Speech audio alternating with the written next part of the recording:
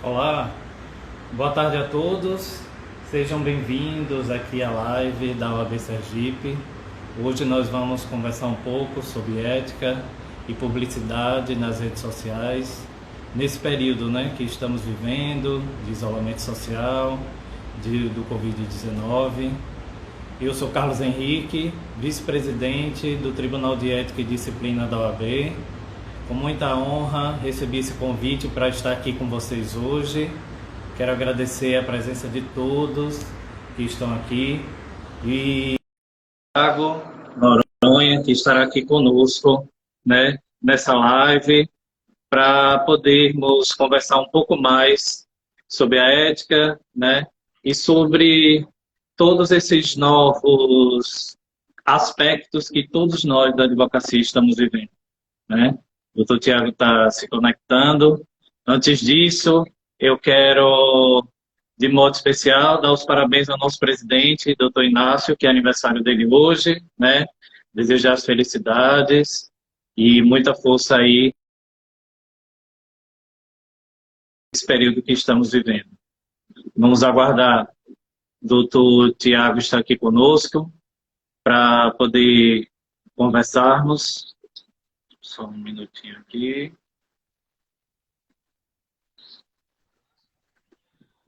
Olá, doutor Tiago, tudo bem? Fala, doutor Carlos. Agora sim. Agora estou te escutando. Eu gostaria que o senhor se apresentasse, agradeço a sua presença aqui conosco. Seja muito bem-vindo e passo a palavra para o senhor. Tá, primeiro de tudo, muito obrigado.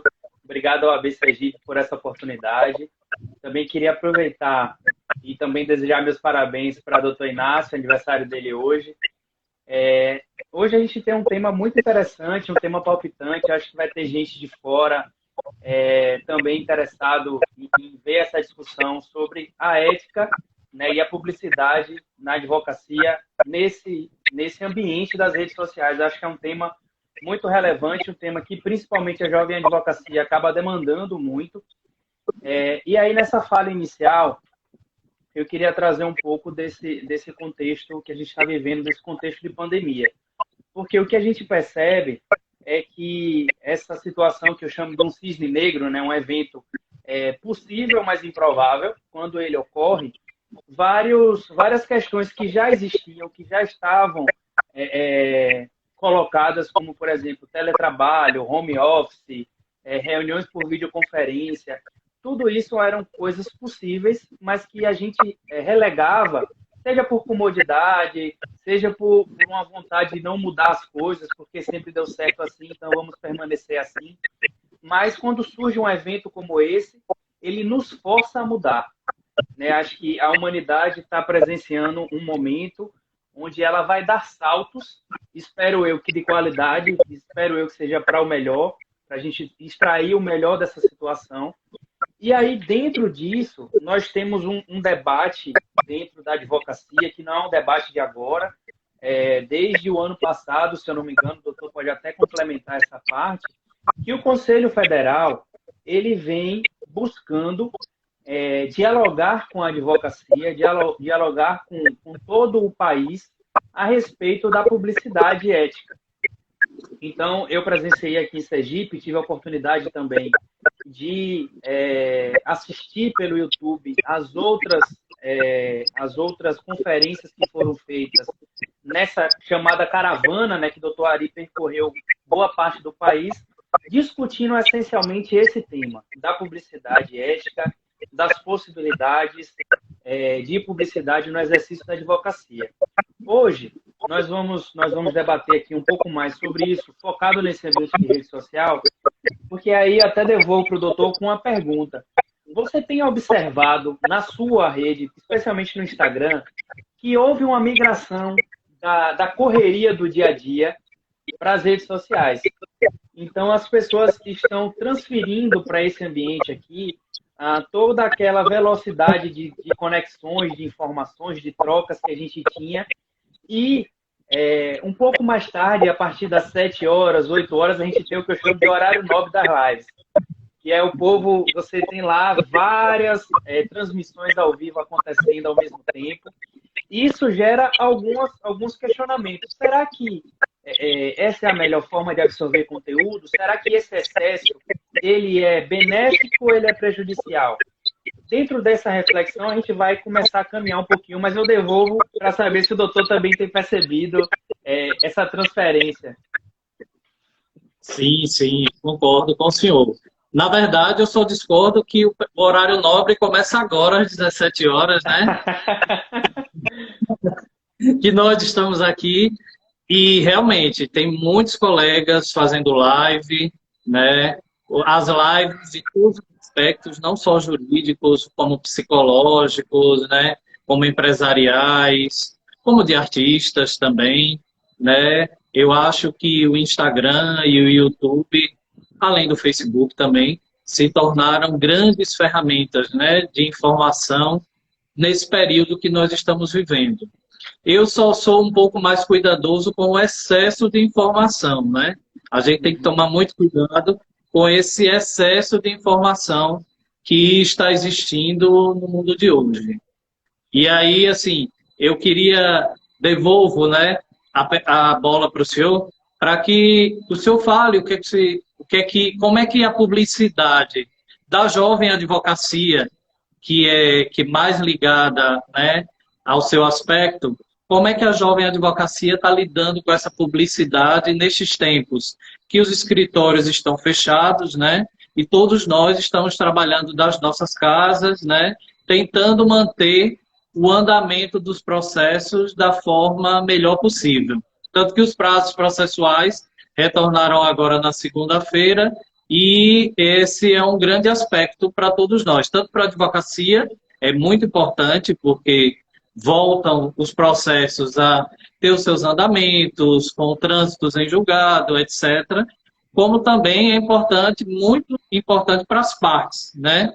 Que eles possam também ter esse aspecto de ter suas demandas judiciais, né, patrocinadas por nós advogados, né, serem resolvidas e, quiçá, também utilizarem, né, da conciliação e da mediação para resolver de modo mais fácil também o que se propõe perante o judiciário.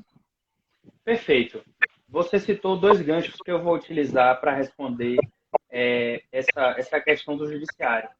Quando o judiciário, quando o CNJ, melhor dizendo, editou a resolução 313, que prolongou os prazos até o final de abril, surgiu no imaginário popular uma falácia de que, por conta dos prazos processuais estarem suspensos, a advocacia estava parada. E foi até interessante porque a OAB Sergipe foi vanguardista em fazer publicações mostrando que a advocacia não estava parada. E a advocacia não parou. E eu acho que quase ninguém conseguiu parar na medida do possível dentro das suas atividades, porque a advocacia não é só processo. Então, eu já começo a minha fala falando, direcionando essa fala para a jovem advocacia, para os estudantes que estão saindo da universidade, resumir ou diminuir a sua advocacia apenas a processo é diminuir a si mesmo. Então, não façam isso. A advocacia é muito mais do que processo. O fato dos prazos estarem ou não suspensos, e aí a gente tem uma discussão, porque hoje saiu uma nova resolução do CNJ, que está todo mundo ainda tentando entender o que é que ela quis dizer, porque ela tem uma redação um pouco confusa, mas independentemente dos prazos estarem suspensos ou não, a advocacia não para, não deve parar. Primeiro, porque ela não se resume só a processo, e segundo, porque tem coisas que são urgentes e importantes que continuam funcionando. E isso fica sempre ressalvado na atividade jurisdicional.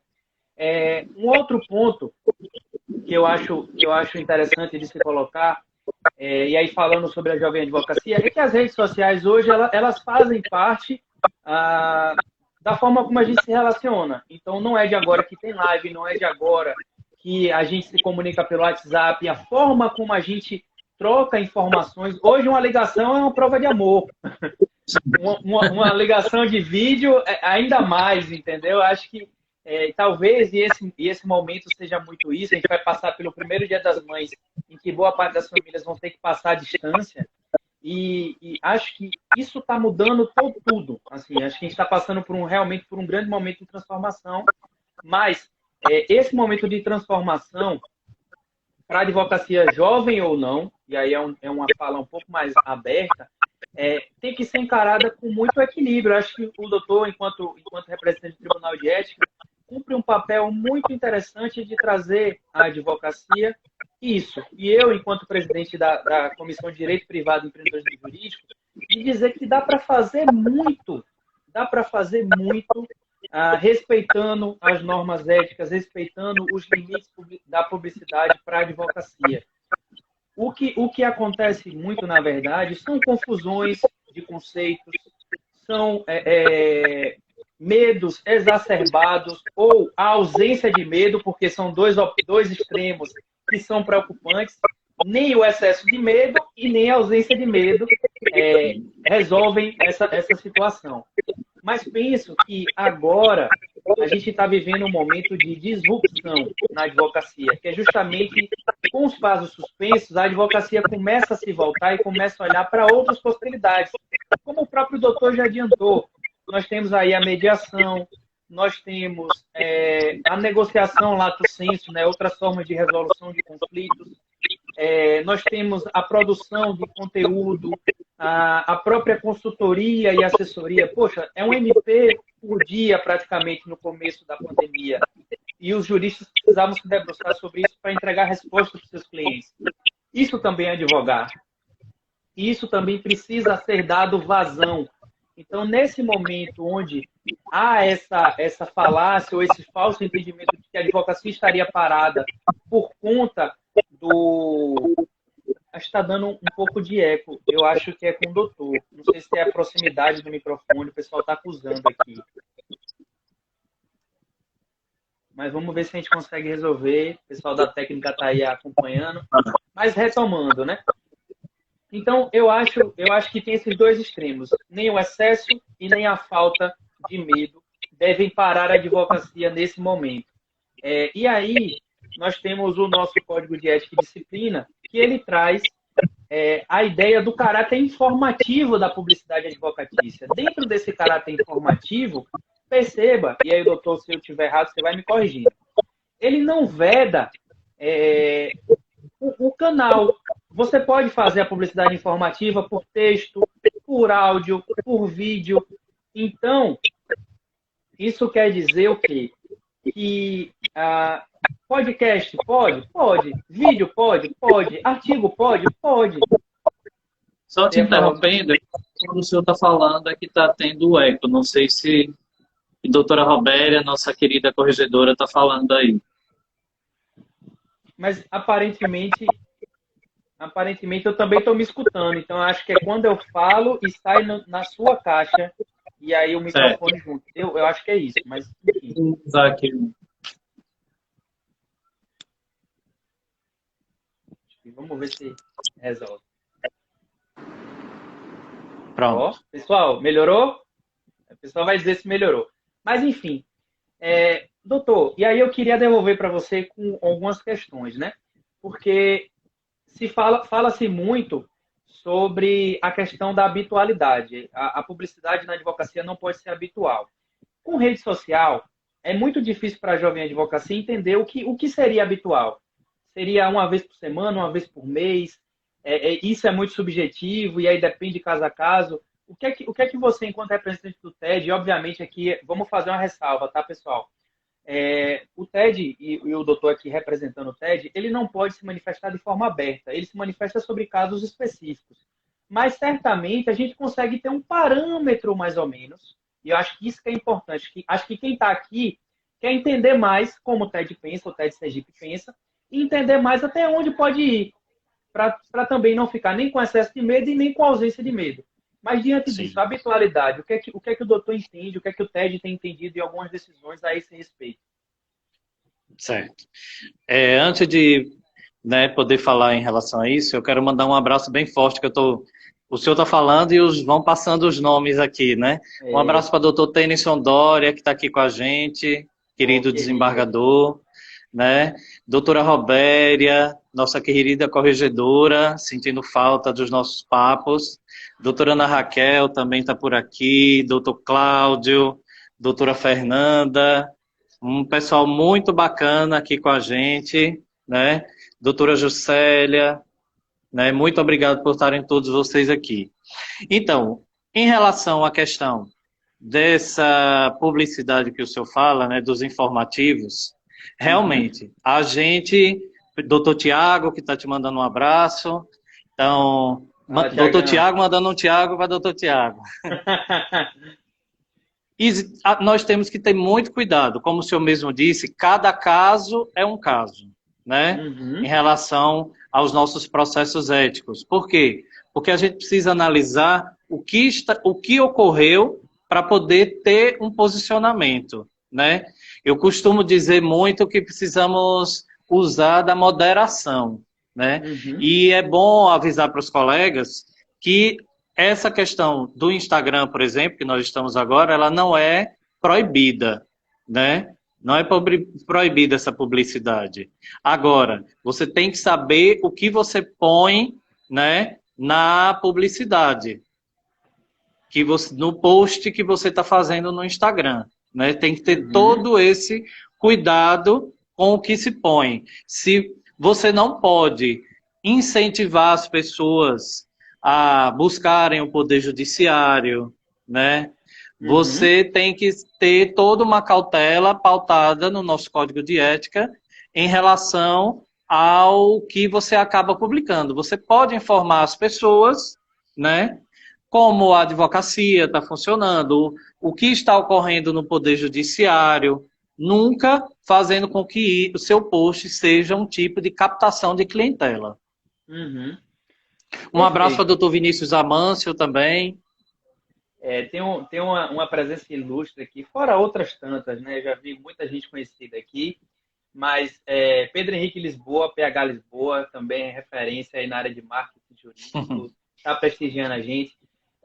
Isso que o doutor fala, se a gente pegar o artigo 46 do nosso Código de Ética, ele fala que a publicidade na internet tem que observar as diretrizes do capítulo, que é justamente isso que o doutor estava falando. O caráter informativo, evitar a habitualidade, evitar o incentivo ao litígio.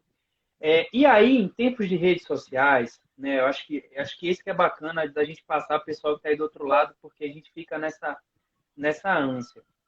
A gente teve alguns episódios no começo dessa pandemia, quando começaram a ter os julgamentos virtuais, que provocaram um certo alvoroço, até geraram memes jurídicos, né? Como se diz. Que, por exemplo, o fato de um desembargador tá sem camisa fazendo julgamento na videoconferência. Outra coisa foi um dos ministros do STF que estava de camisa polo, enquanto os outros estavam todos de beca. Mas a gente pode pensar, é bobagem. É e não é. Porque, veja, tudo depende do referencial e tudo depende para quem você está se dirigindo. Isso em marketing é o que se chama de persona. Então, quando você está aqui numa rede social, você está se dirigindo a alguém.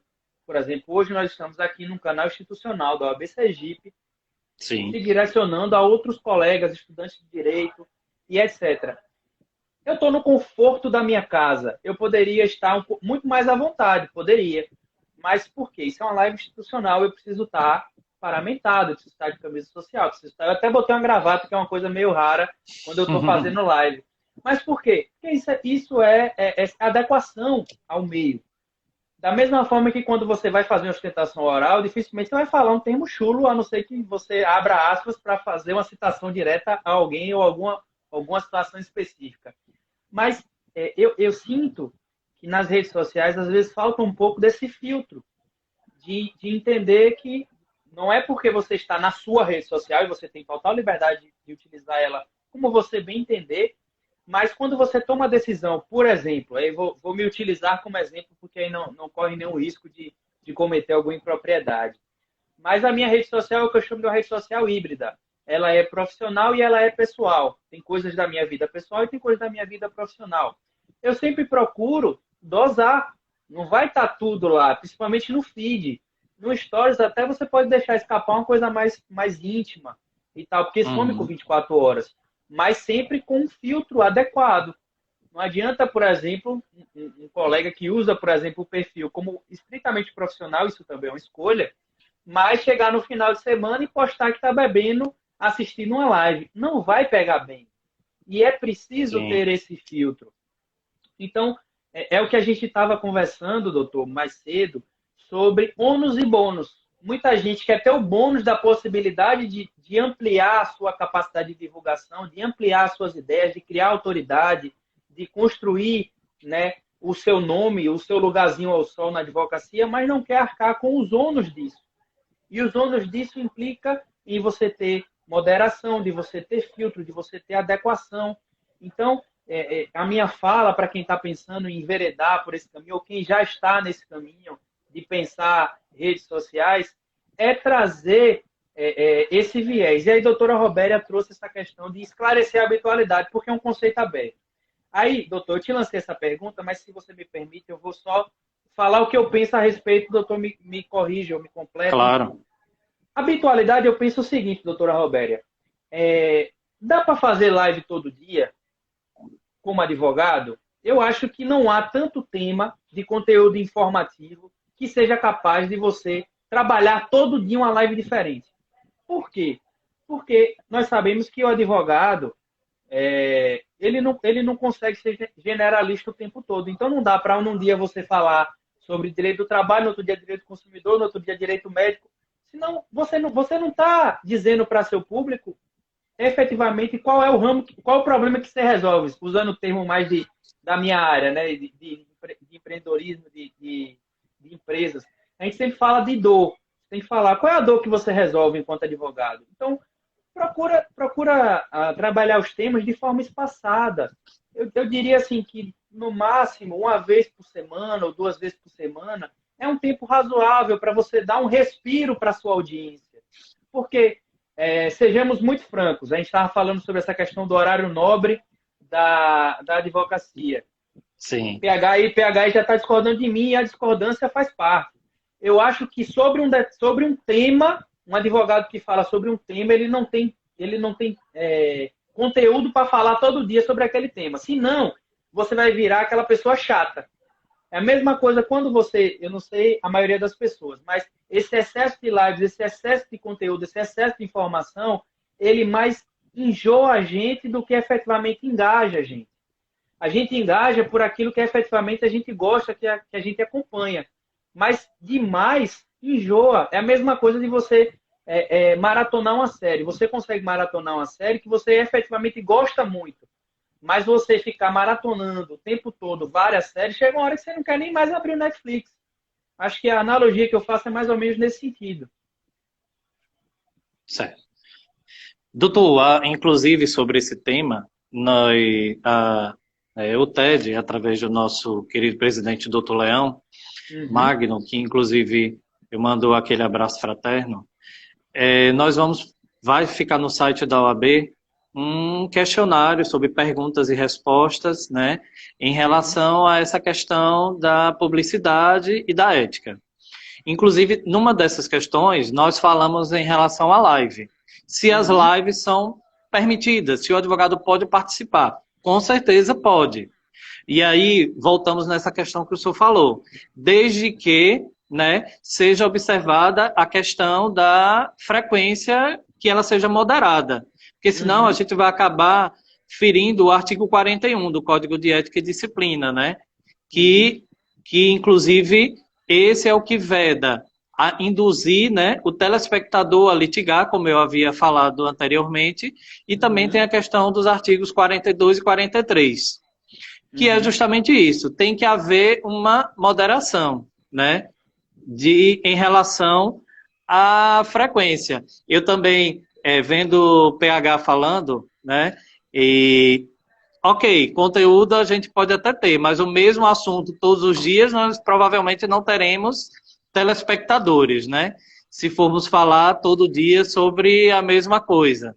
E aí o advogado acaba meio que se especializando, né, numa área dessas. E eu queria até aproveitar que eu estou aqui com esse enunciado, tem vários tópicos de informações que são proibidas no conteúdo publicitário, né? E eu queria citar uma que eu acho bem interessante, que muitos colegas acabam fazendo, alguns colegas, muitos não, alguns colegas acabam fazendo, né, posts publicitários que fazendo promessas. É bom que se deixe claro que o advogado, né, não pode ficar fazendo promessas. E aí a gente acaba vendo, às vezes, uns posts de tipo, só pague quando ganhar. Só pague se ganhar, na verdade. Só pague se ganhar. Só pague se ganhar é bem complicado, né? Você acaba ferindo o código de ética, porque você não tem como fazer uma promessa de algo que você foge do seu controle, né? Porque nessa nossa tríade, né, do Poder Judiciário, a decisão acaba sendo do magistrado.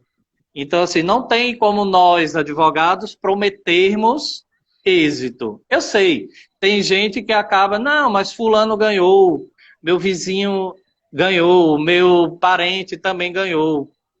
Ok, né?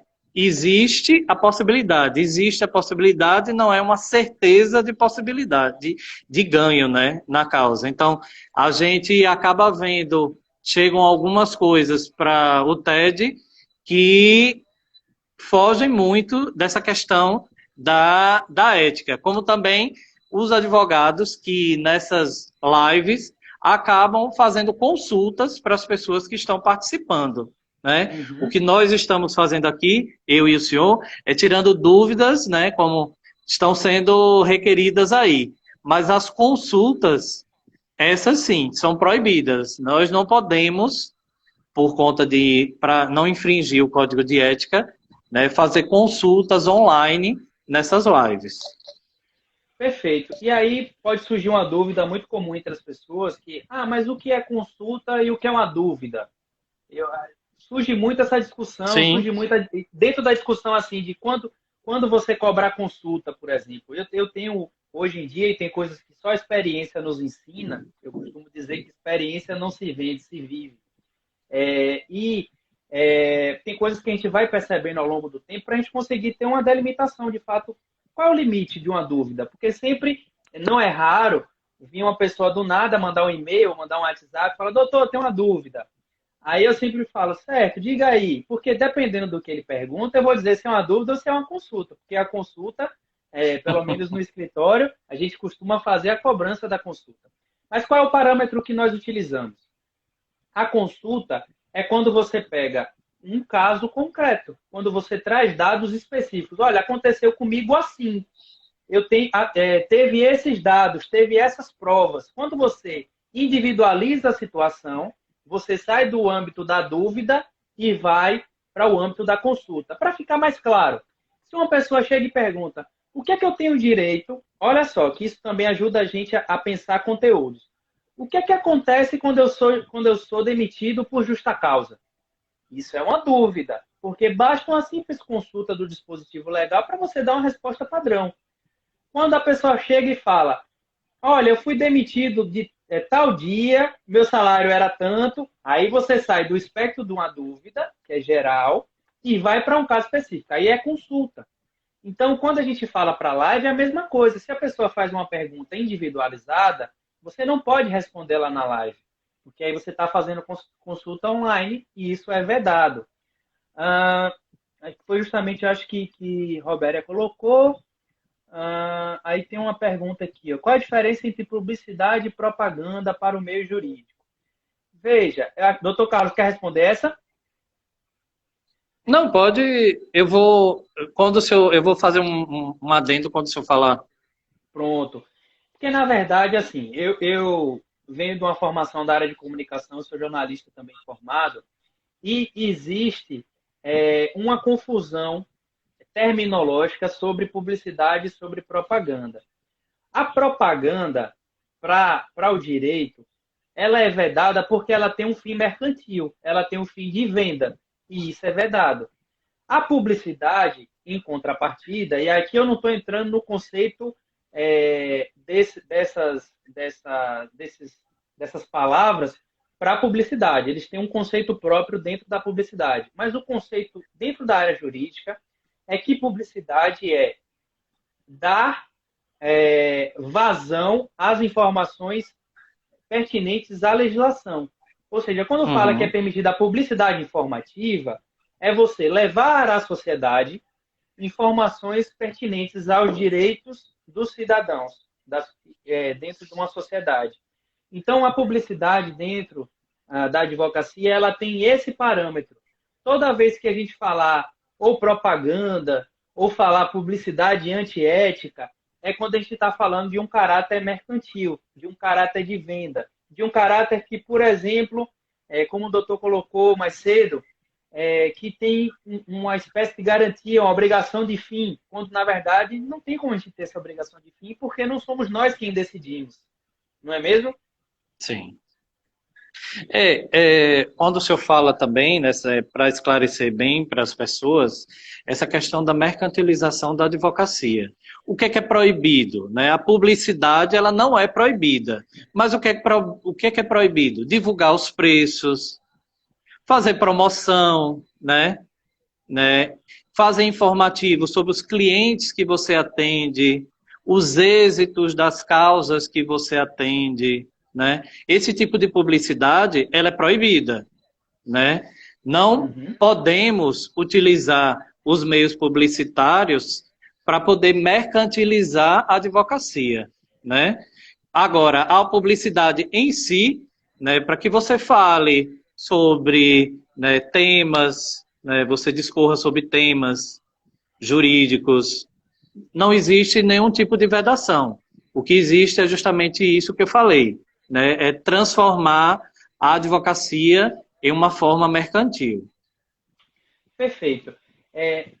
Sempre quando a gente fala sobre publicidade na internet, eu sinto que uma parte da advocacia não consegue, ou não teve acesso, ou não procurou, o provimento 94 de 2000, que é um provimento que fala só sobre publicidade para advocacia na internet. E numa leitura desse provimento, a gente consegue chegar rapidamente em várias soluções para muitas das questões que as pessoas colocam quando a gente fala sobre publicidade na internet. E aí, doutor, eu queria, inclusive, trazer, antes de falar sobre alguns casos práticos, falar sobre essa questão da habitualidade, uma forma da gente trabalhar isso de forma inteligente. Veja, você não precisa fazer live todo dia, a gente já chegou nesse consenso. Mas você pode, por exemplo, num dia fazer uma live, no outro dia publicar um artigo, no outro dia trazer um conteúdo em áudio. Você pode trabalhar um conteúdo de diversas plataformas e não há vedação sobre isso. O problema é que muita gente fica apego a certas receitas de bolo e só quer fazer um tipo de coisa. Ah, eu vou fazer só live todo dia. Não faça isso. Explore outras opções.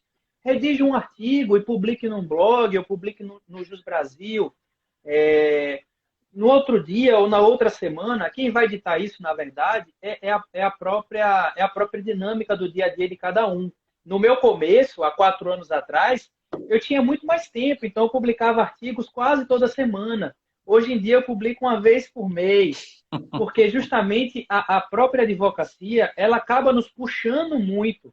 E a gente precisa entender a importância, e aí eu acho que essa live ela cumpre esse grande papel de falar: advocacia, acorde, utilize a produção de conteúdo. É uma forma de você se colocar para o seu cliente, porque você não pode estar em eventos presenciais, você não pode fazer fotos nos fóruns, por exemplo, que era uma coisa que estava ficando muito comum.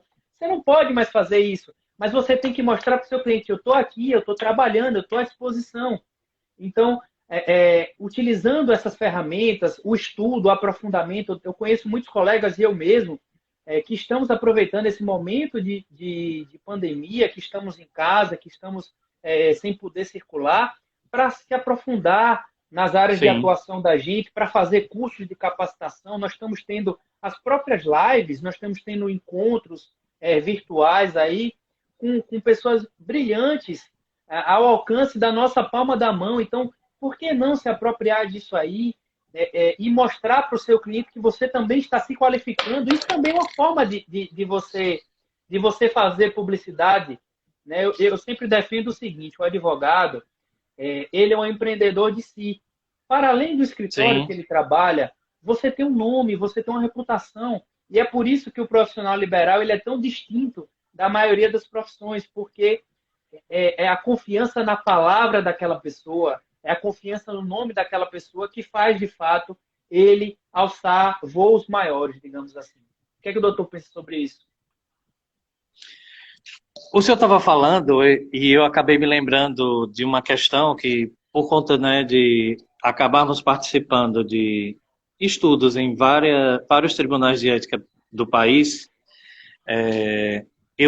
nós já vimos publicidades de colegas no OLX, no Mercado Livre. Isso é publicidade, isso é propaganda, né?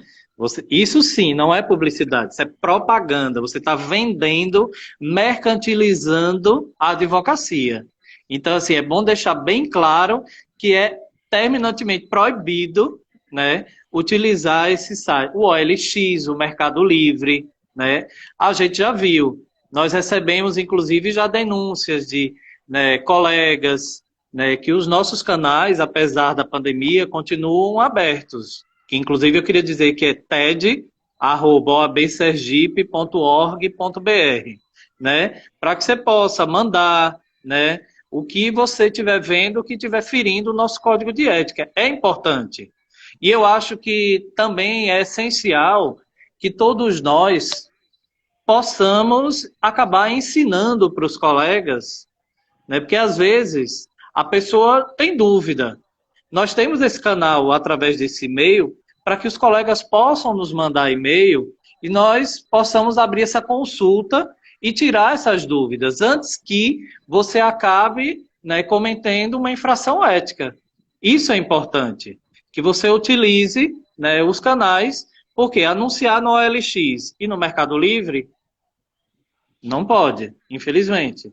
Exatamente. Você citou o doutor Leão, e eu sempre gosto de falar isso. O doutor Leão é uma pessoa que eu tenho muito carinho, eu considero meu mentor na advocacia, foi a pessoa que me estendeu a mão para mim quando eu estava começando lá atrás. E a gente conversa muito sobre esses temas, né? E quando ele já me mostrou algumas vezes essas questões de advogados fazendo publicidade no OLX ou no Mercado Livre, mas por que é vedado? Pode ter alguém aqui de outra área e fala, mas por que é vedado fazer anúncio de serviços advocatícios nesses canais? Pelo meio. O meio é mercantil. Então, quando o meio é mercantil, já cai por terra qualquer possibilidade. Por que pode no Instagram e não pode no OLX? Justamente porque o Instagram é uma rede social. Então, aqui há pessoas. E o advogado também é uma pessoa. Ele também tem que ter essa relação. Nós somos seres sociais. Então, é por isso que aqui é possível e lá não é possível. E é preciso que a advocacia tenha isso muito claro. Porque se a gente não... A gente volta para aquela questão de ônus e bônus. Porque se a gente começa a aceitar ou a normalizar uma publicidade advocatícia em um meio mercantil, a gente começa a mercantilizar a profissão. E ao mercantilizar a profissão, a gente começa a ter obrigação de resultado, a gente começa a ter incidência do Código de Defesa do Consumidor, que é muito do que certos setores do judiciário querem. E que a gente tem que bater o pé e dizer que não, porque nós somos indispensáveis para a justiça. Nós somos muito mais do que entrega de uma sentença ou de um acórdão. Nós resolvemos problemas essenciais, nós mudamos as vidas das pessoas. Sim. E é justamente por esse caráter de mudança, transformador que a advocacia tem, que ela não se submete a meios mercantis. Porque, vamos lá, só para a gente... Eu acho que essa base ética ela é importante. Porque, por exemplo, a liberdade de alguém tem um preço? Não. Não. A vida de alguém que está precisando de um medicamento ou de uma vaga em uma UTI ou o que quer que o valha, isso tem preço? Não. Então, muitas vezes, o nosso material de entrega, aquilo que a gente busca, né, a perseguição da justiça enquanto um ideal social, isso é inestimável. Então, os honorários, muitas vezes, a gente pensa... A advocacia jovem tem muita dificuldade em precificar honorários, porque determinadas coisas são inestimáveis mesmo. E você vai precificar por outras questões, pela sua necessidade imediata enquanto ser humano, pelo seu know-how, por vários parâmetros altamente subjetivos. Então, essa subjetividade que está inerente à profissão do advogado, é que torna não simplesmente um ofício, se torna um munus, porque você está ali não só defendendo uma pessoa, você está defendendo um ideal de justiça. Eu sei que às vezes parece muito filosófico isso que eu estou falando, mas eu acho que essa acepção um pouco mais subjetiva traz a gente para uma realidade de que eu não estou vendendo um produto e um serviço, não é me dê X e tome Y, não é isso, não é uma troca meramente. Até porque, e aí eu acho que isso a gente traz um gancho para as redes sociais, o advogado, ele se conecta com o seu cliente, muitas vezes ele faz às vezes de psicólogo, de mediador, de negociador, ele vai muito além do que simplesmente peticionado, do que simplesmente lidar com o processo em si. Ele lida com o ser humano e às vezes com outras pessoas ali da família para resolver um problema jurídico. Então, diante desse caráter, eu acho que essa é uma fala importante, é que não dá para a gente mercantilizar a profissão realmente. Agora, doutor, para a gente aproveitar o nosso tempo, tem um tema que eu acho que é palpitante, a Jovem Advocacia cobra muito, que é com relação ao impulsionamento ou os anúncios patrocinados em redes sociais. Doutor, enquanto membro do TED, eu acho que você trouxe uma mensagem muito importante. O TED está aberto, certo? A doutora Robéria fez alguns questionamentos sobre habitualidade que também me incomodam, que também me causam dúvidas. Mas quem tem dúvida, pessoal, provoquem o TED, façam consultas. Quantas lives eu posso fazer numa semana? Pergunta para o TED vai tirar um alinhamento e vai entregar para a advocacia. Eu acho que esse é o grande papel. O TED vai entregar para a advocacia respostas, onde muitas vezes não se tem. Então é melhor você perguntar antes para fazer depois, do que fazer e depois você sofrer não só uma fiscalização, uma sanção, mas principalmente sofrer o julgamento social, que às vezes é muito pior. Exatamente. O nosso TED aqui em Sergipe ainda não foi provocado quanto a esse tema, né? Que eu tenha conhecimento, ele ainda não foi provocado quanto a essa questão de impulsionar, que o senhor fala, né? O impulsionamento, né? Nós ainda não fomos provocados, mas sabemos que outras OABs já foram, né? Provocadas para poder se manifestar sobre o tema. Nós ainda não. Então é isso que o senhor acabou falando. É preciso que quem tem interesse, né, em assuntos que ainda são novos, né, para nós que somos da advocacia, é importante que você acabe nos fazendo apresentar uma manifestação quanto a isso, né? Hoje em dia, impulsionamento, ele é vedado pela maioria das OABs, né? Mas nossa vida jurídica é justamente isso. Ela vem mudando, vem melhorando, né? Vem se modernizando ao longo do tempo, repetindo, sem mercantilizar, né? E sem ferir o código de ética. Então, assim, é preciso que nós sejamos, não tenho nem como dar um posicionamento que ainda nós não temos, né? Outras têm, mas nós ainda não temos. É preciso que haja, né, essa provocação do TED para que a gente possa se manifestar, inclusive, sobre o tema. Perfeito, porque eu percebo que há muito enfrentamento extraoficial.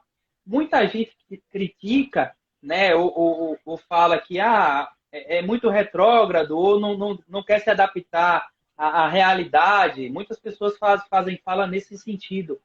Mas, se a gente olhar, o direito ele é assim. A legislação acompanha o fato social muito tempo depois. Então, não teria como ser diferente. Então, a gente precisa também ter essa noção de que, infelizmente, é um pouco mais lento para a gente ter posicionamentos ou ter decisões sobre esses temas que são recentíssimos. Sim. Até pouco tempo atrás, a gente não tinha nada disso, de rede social. Muita gente ainda vive na época do cartão de visitas. E não há demérito nenhum nisso. Eu acho que tudo isso consegue conviver muito bem. Mas a gente também precisa, de fato, provocar, trazer essas discussões. Eu acho que esse é o papel institucional, é isso que a gente está fazendo aqui. E aí eu repito a minha fala lá no comecinho, porque como eu sou presidente da Comissão de Empreendedorismo, preciso fazer essa fala. Gente, dá para fazer muito com o que a gente tem em mãos, dá para fazer muito com aquilo que é permitido. O que muitas Sim. vezes as pessoas se prendem a muitos dogmas, a muitos medos. Um medo clássico, medo de falar em público, medo de dar cara a tapa. E aí nisso eu vou até citar PH. Eu admiro o PH bastante porque ele dá a cara a tapa, porque ele se coloca. E quantas pessoas não queriam se colocar e deixam de se colocar e o criticam sem sequer fazer, sem sequer se dar o luxo de correr esse risco? Então, Uhum. como eu falei, dá para fazer muita coisa, mas o que é que não dá? O que é que não dá?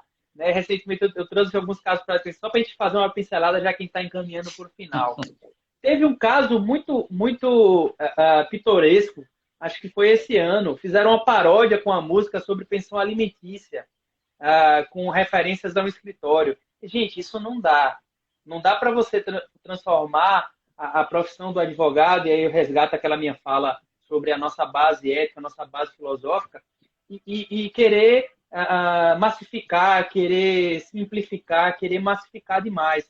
Recentemente, eu vi também uma outra publicação, não vou falar o colega, porque senão seria antiético de minha parte, mas que falava sobre um texto falando sobre direito gostoso. E a imagem de capa eram duas pessoas praticamente sem roupa, num perfil profissional. Isso não dá. O advogado que ostenta nas redes sociais só ternos dos mais caros, carros de luxo, o nome do cachorro é Alvará. Gente, o que é que isso agrega para você enquanto profissional? Entendeu? Então, eu acho que cabe à advocacia, como um todo, fazer uma grande reflexão sobre para onde a gente está caminhando, porque não adianta a gente querer forçar as linhas éticas, querer forçar as possibilidades sem entender quais são as implicações disso. Aí Sim. volta ao que eu falei de ônus e bônus. Se você quer ter o bônus de poder falar o que você quer, você tem que estar ciente que você tem o ônus de responder por aquilo que você fala. Exatamente. Não é isso, Exatamente. E aí, doutor, eu queria muito dizer para quem está nos assistindo que o nome pode até assustar, Tribunal de Ética e Disciplina, mas nós somos advogados tanto quanto todos que nos assistem que são da nossa área. Então, assim, estamos aqui na OAB a serviço da população. Então, assim, é importante para o advogado que quer empreender e tem o receio de infringir a ética, que ele, né, acabe tirando as suas dúvidas, provocando a ordem, justamente para isso, para que ele não corra esse risco de empreender infringindo o código de ética, né? Fiquem muito livres para poder nos mandar e-mail, para poder, né, nos questionar, que esse é o nosso trabalho. Toda a OAB, né, aqui somos capitaneados, né, que eu falo capitaneados para o doutor Inácio, né, é o nosso comandante aqui da ordem, nosso presidente. Então, assim, toda a OAB está a serviço da população, né? Nós que estamos aqui estamos a serviço da população. Então, é justamente isso. Nós queremos poder, né, dar para a sociedade e ajudá-los a que seus direitos sejam todos respeitados, sejam eles quais forem, né? Que eles sejam respeitados. E eu queria aproveitar, doutor, antes que a gente encerre, para agradecer doutor Rodrigo, que estava por aqui, doutor Irandi, doutora Samira, doutor Samuel Araújo, doutor Alfredo, nossa querida doutora Ana Lúcia, vice-presidente, sempre tão querida, né? Sempre tão amável conosco, né? Doutor Thalisson, é porque às vezes a pessoa não enxerga direito, mas está tentando ler aqui, A né? gente está se Doutor esforçando. Thalisson, Jeane, amada, Daqui né? da OAB, Jeane, tudo bom? Jeane. Então, assim, essas lives da nossa ordem, elas são justamente para isso, para auxiliar tanto os colegas quanto a população, para que as pessoas tenham noção de que mesmo nesse período, né, difícil que todos nós, de todo o planeta, estamos vivendo, né, a OAB se encontra de forma virtual aberta. Nós continuamos trabalhando, tanto os advogados quanto toda a diretoria da ordem, a OAB está funcionando normalmente. Nossa querida Fernanda, que é chefe do cartório do TED, está lá na casa dela, de home office, trabalhando, né? O pessoal da comunicação, todos nós estamos trabalhando incansavelmente para justamente isso, levar informação de qualidade e continuar garantindo os direitos de toda a população. É isso que a gente busca. Eu acho que doutor, eu queria... Fala. Não, eu queria pedir ao senhor agora para suas considerações finais, antes que o Instagram nos derrube. Vou encaminhar para o final. Primeiro de tudo, agradecer a oportunidade da ordem, agradecer a todo mundo que passou por aqui. Teve alguns colegas que passaram, já me mandaram mensagem que eu já vi aqui. Estive lá, mas não pude ficar até o final. Queria agradecer também ao doutor, agradecer ao TED. Eu acho que a grande mensagem que nós passamos nessa live é justamente essa. Há muito a se fazer, há muitas possibilidades. O TED está à disposição da advocacia, e essa tua fala final, onde você coloca a OAB não está parada, é o mesmo mote que a advocacia tem que usar. A advocacia não está parada. Mostre para as pessoas que você não está parado. Seja estudando, seja peticionando, seja trabalhando, seja pensando novos caminhos na sua advocacia, mas estar nos meios virtuais, estar nas redes sociais, é também se conectar com as pessoas. Então, tenha em mente isso. E dentro disso, repito, há muito a ser feito. Essa é a minha mensagem final, já agradecendo demais. Quem quiser e puder, estou à disposição. Hoje, também queria só fazer um agradecimento a um site chamado Só Sergipe. Hoje eu escrevi um artigo lá falando sobre home office, sobre os desafios do home office. Então, agradecer demais e é isso mesmo. Muito obrigado, viu, doutor Tiago, também, pela disponibilidade de estar aqui conosco. Também, mais uma vez, eu quero agradecer ao doutor Inácio, que está aniversariando hoje, doutora Ana Lúcia. Todo mundo sabe que eu não sou adepto aos grandes formalismos. Então, dizer à doutora Ana Lúcia que eu estou com saudade de dar um abraço nela, que o abraço dela é muito gostoso, né? É uma pessoa sempre muito carinhosa conosco. Meu presidente do TED, doutor Leão, que me deu a oportunidade de estar aqui com todos vocês. Quero agradecer muito. Eric, que é aqui da comunicação, que veio me auxiliar, né? Então, muito, muito obrigado a todos que estavam aqui conosco.